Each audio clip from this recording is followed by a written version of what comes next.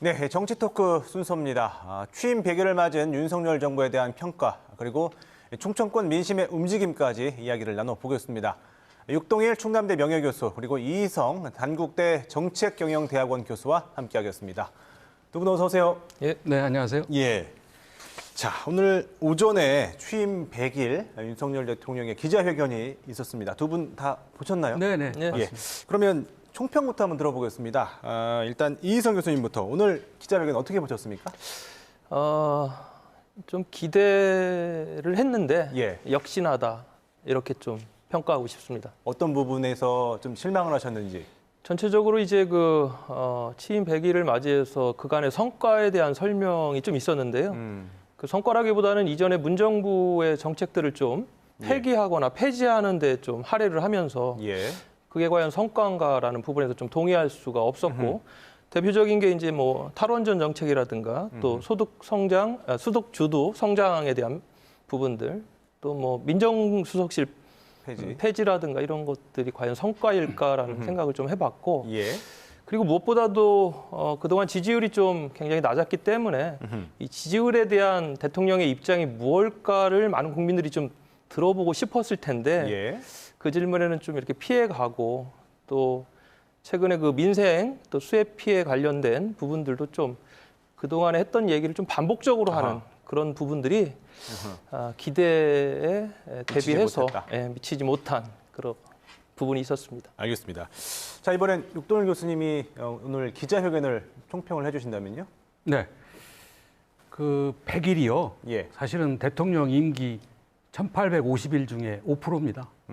그러니까 이 100일의 경과를 놓고 성과를 논하는 건 의미가 없고요. 예. 그 대신 100일은 굉장히 중요한 시점입니다. 예. 왜냐하면 100일에 우리 국민들이 대통령을 어떤 이미지를 갖고 보느냐, 대통령의 리더십이 국민적 공감대를 받고 있느냐, 이런 상징적인 의미가 있습니다. 예. 그렇기 때문에 보통 대통령이나 뭐 단체장의 100일 시점에 어떤 지지와 어떤 평가를 받느냐는 향후 국정이나 예. 뭐 어떤 지방행정을 평가하는 데 연계되기 때문에 예. 상징적인 의미는 있지만 예. 그러나 지금의 정책적인 성과를 놓고 평가한다는 건 큰 의미가 없습니다. 예. 그래서 저는 다만 지금 상황에서 이 국정을 지난 100일을 평가하고 낮은 국정 지지도를 만회하는데 상당한 노력이 필요하다. 예. 그리고 전략이 필요하다. 이런 예. 걸 느꼈습니다.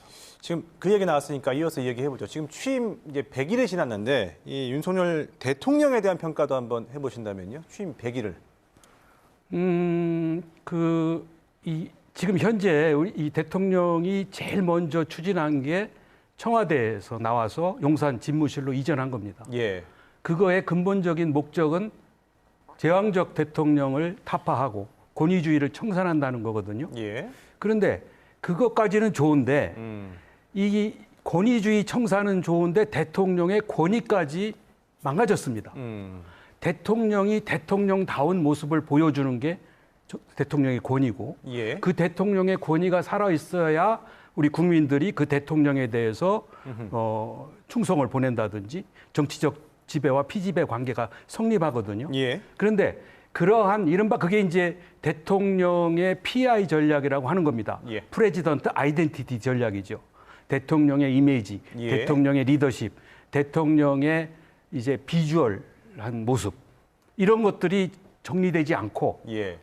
용산으로 이전해서 종전에 청와대에서 보지 못한 낯선 모습들을 국민이 접하면서 대통령답지가 않다. 예. 또 대통령의 정제되지 않은 언어가 이게 와닿지 않는다. 예. 이런 평가를 받았기 때문에 이게 국정 지지도도 떨어졌다고 저는 봅니다. 예. 그렇기 때문에 이 국정의 운영 방식과 틀을 바꾸고 대통령의 PI 전략을 새롭게 정립을 해서 이게 대통령다운 모습으로 가야만 놓친 국정 지지율도 회복할 수가 있고 예. 또 이 올바른 국정 운영의 틀과 방식이 마련이 될 거다. 저는 그렇게 평가를 했습니다. 예. 자, 이희성 교수님 같은 질문 드려보겠습니다. 이 100일을 좀 평가해 주신다면 마침 또 교수님이시니까 점수도 매겨주실 수 있습니다.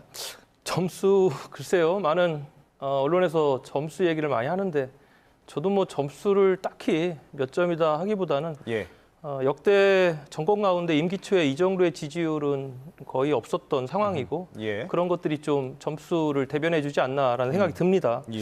용산시대 개막 명분은 있었죠. 그러나 너무 빠르게 추진하다 보니까 뭔가 좀 국민들과의 간극이 있었고 특히 그 출근길 약식 회견이라는 좀 파격적인 예. 소통 방식을 가져갔는데 이게 오히려 이제 역효과가 된 것이죠. 교수님도 잠시 말씀하셨지만 대통령의 말에 대한 부분들 예. 그리고 또 대통령실에서 그것을 또 이렇게 뭐라고 해야 될까요? 좀 보완하는 입장에서 발표되는 그러한 부분들이 오히려 역효과를 가져온 예. 것 같고 그런 부분에서 100일이면 사실은 축하의 자리이기도 하지만 상당히 좀 분위기가 가라앉아 있고 이러한 부분들에 대해서 평가가 굉장히 박할 수밖에 없는 그런 상황인 것 같습니다. 예. 자, 이번에는 지역 민심도 한번 좀 살펴보겠습니다. 이 국정 운영에 대한 KBS 여론조사를 보면요. 이 충청권의 긍정 평가 비율이 전국 평균보다 더 낮습니다. 가장 큰 이유가 뭐라고 보시는지 이번엔 이희성 교수님부터요. 아무래도 이제 윤석열 대통령께서 선거운동 중에 충청의 아들이다 이러면서 충청권에 대한 기대감을 좀 높여주셨죠. 예. 그런데 이제 실질적으로 이제 100일 동안의 충청권의 기대에 이제 부합하지 못하는 뭐 대표적인 게 이제 세종 제2 직무실 설치에 대한 부분도 예. 지금 진정성을 의심받고 있고 어허. 또 우주항공청 설치도 경남으로 지금 가겠다 이런 입장들. 무엇보다도 혁신도시 같은 경우는 충남이나 대전에서 굉장히 중요한 국가 정책임에도 불구하고 이 부분에 대해서 표류하고 있는 부분들 이러한 것들이 이제 이전할 공공기관에 대한 구조조정에 대한 부분들이 먼저 지금 정책 과제로 떠오르고 있고 예. 또 국토부의 혁신도시 발전 추진단에 대한 인력 규모를 축소하면서 과연 혁신도시가 이 정부 내에서 지금 추진하겠냐라는 부분들. 그래서 충청권과 관련된 여러 가지 그 발전 전략들에 대한 그 모습들이 보여지지 않는 것들이 좀 크지 않나. 또 마지막으로 한 가지는 예. 인사 부분에 있어서도 충청권 출신에 대한 아하. 배려라든가 이런 어떤 입각 등의 부분들이 보여지지 않으면서 충청권 지지율이 상대적으로 다른 지역보다 낮다라는 것들이 지금 나타나는 것 같습니다. 예. 바로 받아서 육 교수님이 말씀해 주신다면요. 네. 근본적으로 이게 앞으로 국정 지지율은 50%가 넘기가 어려울 겁니다. 왜냐하면 예. 지난 정부 때 우리 국민들이 지역별로, 이념별로, 세대별로 다 적과 동지로 갈렸어요. 예. 그렇기 때문에 이 국민들이 익숙한 이 팬덤 정치, 극단적 지지자들의 이런 그 정치적인 모습들 때문에 어떤 성과를 내든 어떤 그 정부 국정 운영을 하든 예. 전부 다 이게 갈라지기 때문에 50% 이상을 국정 지지율로 확보하기가 대단히 쉽지 않다는 것이 이제 지금까지의 이제 모습이고요. 예.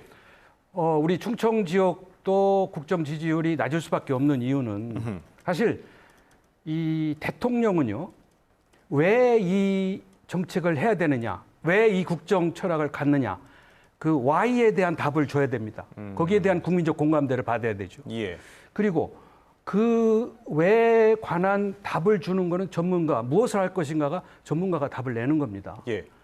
우리가 세종시의 행정 수도를 위해서 대통령은 왜 해야 되는지를 밝혀야 되고, 예. 그러면은 전문가는 무엇을 해야 될지를 보여줘야 되고, 어떻게 할지에 대해서는 공무원과 관료들이 하는 겁니다. 예. 근데 그동안 대통령은 전부 다 이거를 왜도 하고 어떻게도 하고 무엇을 하는 것도 다 보여주려고 했기 때문에 예. 여러 가지 이제 무리수 때문에 이게 조금 잘 안 맞은 것 같아요. 예. 그러니까 우리 충청도도 대전 충청권도 지금 국민에게 약속한 것들이 많거든요. 예. 방위사업청도 그렇죠, 행정수도도 그렇죠, 예, 예. 또 충청도의 여러 가지 지역 발전 공약 이런 것들도 대통령이 다 챙기려고 하지 말고 대통령은 나는 국정 철학 뭐 법치다, 인권이다, 상식이다, 자율이다 이런 것에 대해서 국민적 공감대를 형성하는데 그치고 예. 또 그것에 대한 구체적인 정책에 대해서는 이제 전문가들이 이걸 전문가들에게. 제시를 하고 예. 그거를 어떻게 효율적으로 할 것인가에 대해서는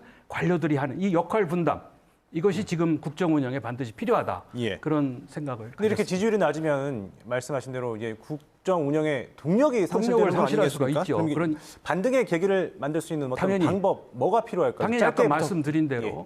국정 운영의 틀과 방식이 근본적으로 전환이 돼야 되고요.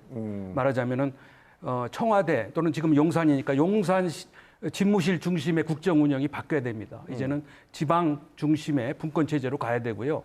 두 번째는 그 방식도 그 툴도 바뀌지만 방식도 이제 소통과 협치. 예. 또 정책도 이제는 아무리 훌륭한 정책, 아무리 불가피한 정책도 국민에 대한 소통과 공감대 없이는 성공할 수가 없습니다.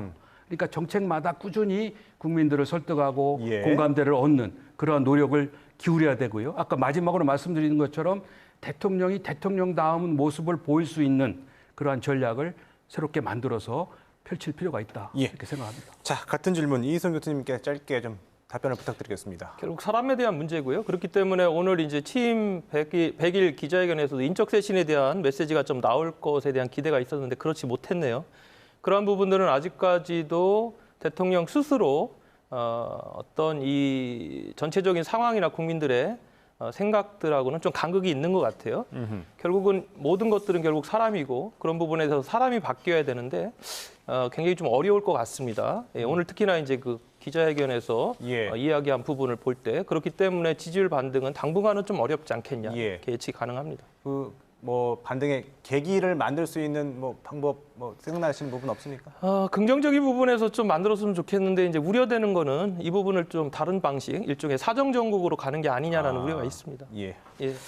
알겠습니다. 오늘 두 분 말씀 여기까지 듣겠습니다. 육동일 교수님, 이희성 교수님 두 분 수고하셨습니다. 예.